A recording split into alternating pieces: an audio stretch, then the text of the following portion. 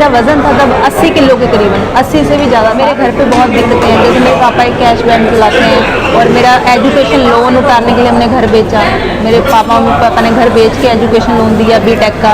MTech पे भी अभी मैं 2100 रुपये किस्त पे कर रही हूँ। 3-4 साल की एज में मुझे पोलियो हुआ, तो मैं पढ़ने में मुझे इंटरेस्ट था, तो मैंने IAS की तैयारी स्टार्ट की। तब भगवान है मेरे लिए, सब उन्होंने ही किया है। और वो आज भी चाहे उनके पास हो ना हो, मुझे कह देते अगर प्रोटीन चाहिए, कोई सप्लीमेंट है, हम कर देंगे, हम कहीं से भी कर देंगे। वो तो भगवान है सर। ये एक ऐसी दोस्तों खिलाड़ी है ना सिर्फ खेलने में अव्वल है, पढ़ने में अव्वल है, आने वाले वक्त में IAS बनने वाली हैं, बिल्कुल उम्मीद हम कर रहे हैं। क्या कहेंगे, कैसे आपने यहाँ पावर लिफ्टिंग चुनी है? थोड़ा सा अपने बारे में बताएं और अपने खेल दोनों के बारे में बताएं। थैंक यू सर, मैं कोई अपॉर्चुनिटी देने के लिए।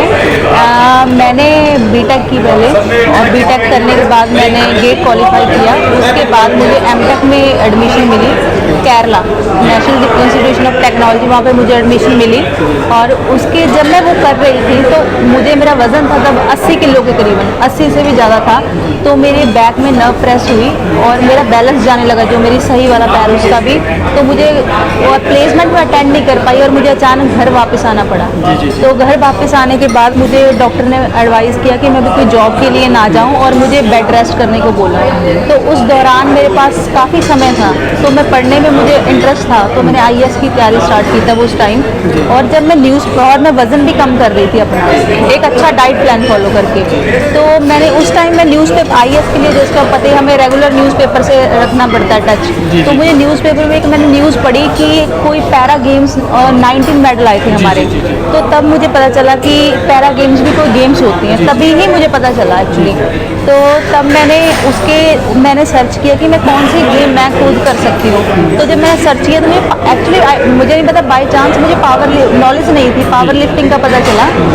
तो उसमें थे जैसे अरजिंदर सिंह रहेलू जी, जो कि हमारे एक ही ओलंपियन मेडल है अभी तक, और परमजीत कुमार, इनसे मैंने कांटेक्ट किया। तो उन्होंने मुझे कहा कि मैं अच्छा कर सकती हूँ और मैं अपनी तैयारी कंटिन्यू रखूँ। तो मैं पहले नेशनल में गई सर, नेशनल में जाके मुझे गोल्ड मेडल आया। तो वहाँ से मेरी NCO एक स्कीम है जो हमारे नरेंद्र मोदी साहब ने स्कीम लाई है, उसमें मेरी सिलेक्शन हो गई क्योंकि अच्छी परफॉर्मेंस थी पहले बार में।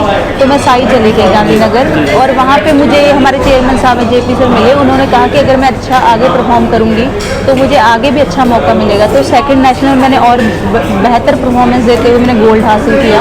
तो अभी मेरी वर्ल्ड चैम्पियनशिप में सिलेक्शन हुई। जी, आपको वर्ल्ड सिलेक्शन हुआ, वर्ल्ड चैम्पियनशिप के लिए, और आपने बताया कि बचपन से ऐसा कुछ नहीं था, ये अचानक से हुआ, पैर में प्रॉब्लम हुई, और एक कहते हैं कि एक ख्वाब जो था वो अचानक से बहुत कुछ देखा था टूट जाना। हाँ जी, कहते हैं ना। हाँ जी। क्या फील हुआ था सर, जब मुझे था कि मैं बचपन से मुझे था कि मैं कोई गेम करूं, पर मुझे पता नहीं था कि मैं कोई गेम कर सकती हूँ। जैसे कि मुझे पैर में दिक्कत थी, तो मुझे पता नहीं था कि कोई मैं गेम कर सकती हूँ। पर तब मुझे ऐसा बुरा तो लगा था कि सब लोग स्पोर्ट्स करते थे, पर अचानक से मुझे ये पता चला कि कुछ पैरा गेम्स भी होती हैं जो कि अभी इंडिया में बहुत डेवलप हो चुकी हैं। तो मुझे पता चला, मैंने क्विकली मैं अच्छी थी एजुकेशन में भी, अच्छे मार्क्स सब आ रहे थे और अच्छी एक प्लेसमेंट भी हो सकती थी, जैसे मैं अच्छी प्लेसमेंट अटेंड करती। पर मैंने स्विच किया तभी, क्योंकि मेरा ये ड्रीम था शुरू से स्पोर्ट्स में जाना, तो तभी मैंने स्विच कर लिया स्टडी को छोड़ते हुए। आपने बताया जैसे बचपन से, तो ये प्रॉब्लम आपको है कब से? सर, ये मुझे 3-4 साल की एज में मुझे पोलियो हुआ था। हाँ जी, पोलियो हुआ था। मतलब उसी पोलियो का शिकार है जिसे भारत से भगाया जा रहा है। हाँ, बहुत हद तक भगाया जा चुका है। अब तो बहुत इम्प्रूवमेंट। जो पोलियो से ग्रस्त हैं, और इसको इंक्लूड इसमें लीजिएगा, इंक्लूड कीजिए कि जो लोग अभी भी पोलियो का टीका नहीं ले रहे हैं, पोलियो ड्रॉप नहीं पिला रहे हैं, उनके लिए मैसेज। सर, उन्हें ज़रूर ये पिलाना चाहिए। हमें तो इतना अपॉर्चुनिटी मिली, मेरे पेरेंट्स इतने सपोर्टिंग थे, जो मैंने कहा उन्होंने किया, पर बहुत बच्चों के नहीं कर पाते। तो कम से कम हर पेरेंट्स को ये करना चाहिए कि बचपन में उन्हें पोलियो के ड्रॉप्स ज़रूर पिलाने चाहिए। क्योंकि मैंने गाँव में देखा है कि जो लोग नहीं कर पाते वो पूरे लाइफ एक घर में बंद होकर रह जाते हैं। तो उनको ज़रूर पोलियो ड्रॉप्स पिलाने चाहिए। इस चीज़ को सीरियस लेके चलना चाहिए सर। जसप्रीत, आप फ्यूचर के लिए क्या कुछ प्लान कर रही हैं? स्पोर्ट्स तो कर रही हैं, उसके साथ साथ आप IAS की तैयारी कर रही हैं, दोनों में कहाँ तक पहुँची हैं? सर स्पोर्ट्स में मेरा ड्रीम है कि आगे हमारा एशिया में मेडल लाना, और इसके बाद ओलंपिक्स हैं, और इसके बाद दिस टाइम मैं चाहती हूँ कि मैं अभी IAS की तैयारी कंटिन्यू कर रही हूँ, पर उसमें एक चांस होते हैं जो मैं मिस नहीं करना चाहती, तो दोबारा से मैं एक बहुत अच्छी तैयारी के साथ ही पेपर दूँगी, अब एग्ज़ाम दूँगी। जी हाँ।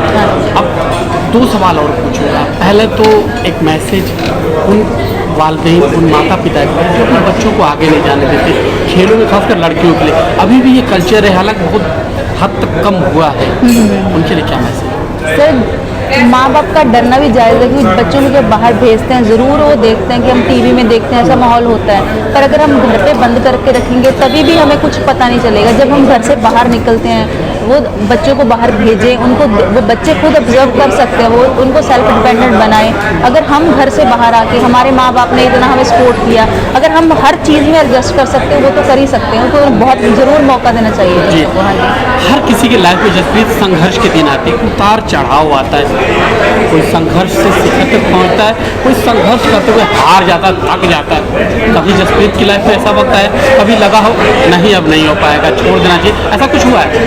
सर ऑब्वियस जब मैंने M.Tech की, मेरे घर पे बहुत दिक्कतें हैं, जैसे मेरे पापा एक कैश वैन चलाते हैं, और मेरा एजुकेशन लोन उतारने के लिए हमने घर बेचा, मेरे पापा ने घर बेच के एजुकेशन लोन दिया B.Tech का। M.Tech पे भी अभी मैं 2100 रुपये किस्त पे कर रही हूँ, और मुझे उस टाइम जॉब चाहिए थी, क्योंकि मेरे मम्मी पापा को इतनी मेरी सपोर्ट की ज़रूरत थी, और जब मुझे जॉब के लिए जाना चाहिए तब मुझे बैक में प्रॉब्लम आ गई और मैं प्लेसमेंट अटेंड नहीं कर पाई, और वो अभी भी उनकी स्ट्रगल वैसे ही चल रही है। अभी मुझे उम्मीद है कि मैं स्पोर्ट्स में करके कुछ अच्छा कर सकती हूँ, और अच्छा कर सकती हूँ, और स्पोर्ट्स में फिट भी रहती हूँ, इसलिए मैं स्पोर्ट्स में हूँ, पर उनकी स्ट्रगल वैसे ही चल रही है, और इसीलिए तब मुझे लगा था कि सब खत्म हो गया जब मेरे को बैक में इशू आ गया। अब जॉब सबसे ज़रूरी होती है, हाँ जी, हाँ जी। हर हाल में पेट है वो तो चलना चाहिए, हाँ जी, हाँ जी। और एक खेल है, इस खेल के माध्यम से भी जॉब हासिल की जा सकती है। हाँ जी, हाँ जी। जॉब के लिए क्या सोचा है? नहीं सर, अभी मुझे खुद की परफॉर्मेंस है जो मेरी, वो अच्छी चल रही है परफॉर्मेंस, मेरी अच्छी कोचिंग चल रही है, सब सही चल रहा है, और मुझे उम्मीद है कि मैं खेल के माध्यम से, जॉब नहीं पर मैं अभी खेल में ही बहुत आगे करना चाहती हूँ, और आजकल तो खेल में अच्छी कैश होड़े सब हो गया, मुझे उम्मीद है कि मेरे मम्मी पापा की हेल्प इसके थ्रू कर सकती, अभी जॉब करना। प्रायोरिटी खेल है या सिविल सर्विसेज है? क्योंकि आपको यहाँ पर मेंशन करना चाहूँगा, सुहास एलवाई हाँ जी, एक बिल्कुल, सीनियर IAS है, नोएडा में जी मैंने हाँ, पढ़ा उनकी स्टोरी। उन्होंने बहुत सारे मेडल जीते हैं, बहुत ऊपर तक गए हैं, हाँ जी। खेलते भी हैं, सिविल सर्विसेज में भी हैं, दोनों एक साथ हो सकता है। हाँ जी, कैसे, बिल्कुल, बिल्कुल। क्या सोच रही इस बारे में? सर मैंने ये जैसे फिलहाल तो अभी वर्ल्ड चैंपियनशिप है, और उसके बाद एशिया गेम 1 महीने बाद ही आ रही है, उसके बाद हमारे पास काफ़ी समय है, ऐसे ही मैं न्यूज़पेपर के टच में अभी भी रहती हूँ, हमारे पास काफ़ी समय है, तो मैं सोच रही हूँ कि मैं इस मई का अटेम्प्ट करूँ, बराबर मैं दोनों पे फोकस करना चाहती हूँ। जी, बेस्ट ऑफ लक, बहुत बहुत शुभकामनाएं। हम उम्मीद करेंगे आप जो आपका टारगेट है, लक्ष्य है, वहाँ तक पहुँचे, और जैसा कि आपने संघर्ष किया है, आपके माता पिता अभी भी संघर्ष कर रहे हाँ हैं, जी। उनके वक्त पलटे, चेहरे पर मुस्कुराहट आए। लेकिन एक चीज़ है, जब ये चीज़ें मैंने ये बातें बोली, कहीं भी जसप्रीत जब सोती होगी, अकेले तन्हाई होती होगी, सारी चीज़ें जब सोचती होगी, माता पिता का संघर्ष सोचती होगी, आंखें तो भीग जाती होंगी कभी। हाँ सर, वो तो भगवान है मेरे लिए, सब उन्होंने ही किया है, और वो आज भी चाहे उनके पास हो ना हो, मुझे कह देते अगर प्रोटीन चाहिए, कोई सप्लीमेंट है, हम कर देंगे, हम कहीं से भी कर देंगे, वो तो भगवान है सर, उनका तो मैं कभी, जो उन्होंने किया वो मैं कभी उतार नहीं सकती उनका। माँ बाप का कर्ज कोई भी नहीं हाँ उतार जी। सकता। जसप्रीत के हौसले को सलाम कीजिए, इनसे सीखिए, अपने बच्चों को उनके पर खोल दीजिए, उड़ने दीजिए। ये बच्चे बहुत सी जगहों पे मोहताज कहे जा सकते हैं, पैर से कमज़ोर हैं, लेकिन हौसला साथ में आसमान है। दोस्तों, इसी तरह की बातचीत लेकर आता रहूँगा। फिलहाल जसप्रीत, आपका बहुत thank you sir, thank you very much, thank you very much.